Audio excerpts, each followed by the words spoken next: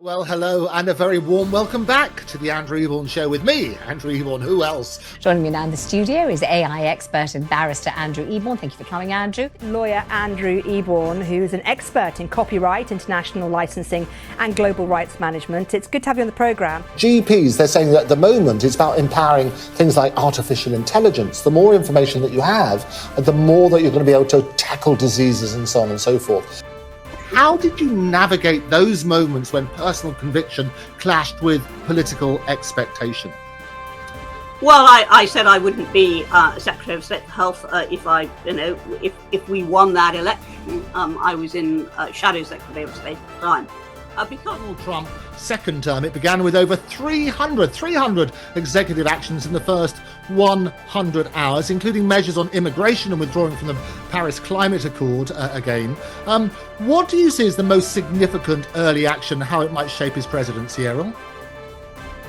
You know, the most significant, there's so many, but getting rid of, the bad elements right away, that was wonderful. Had Taylor Swift there, and the crowd actually booed her. She did tweet at the time, a childless cat lady, a reference to Trump's running mate J.D. Vance. And what happened? Elon, at that time, he responded, say, "Fine, Taylor, you win. I will give you a child and guard your cats with my life," he wrote. Now, Errol, we've spoken about that. I think you quite like the idea of a grandchild with Taylor Swift, didn't you? Well, no, I'd actually like her, why not? Yeah, I think she's rather attractive. I think many people think that.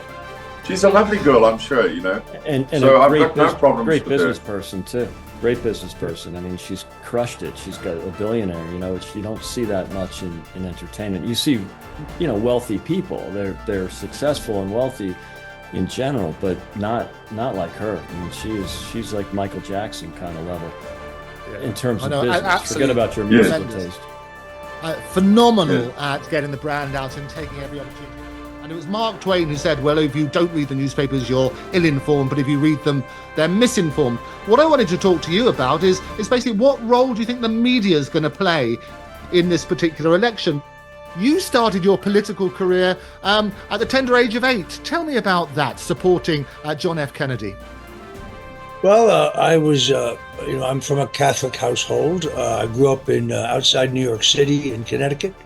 And I think it was in the second grade, I decided they were having a mock election between Vice President Richard Nixon and Senator John Kennedy.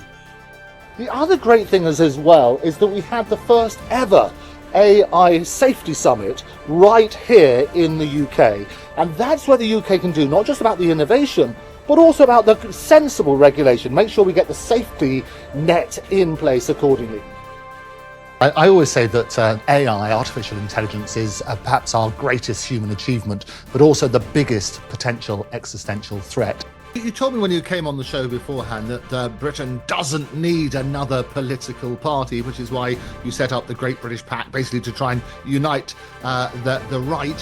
What made you change your mind on that? It's frankly down to Nigel Farage's inability ideologically to hold the line. Thank you, Andrew. Can I say what a pleasure it is to be interviewed by you, because you have an incredibly brilliant mind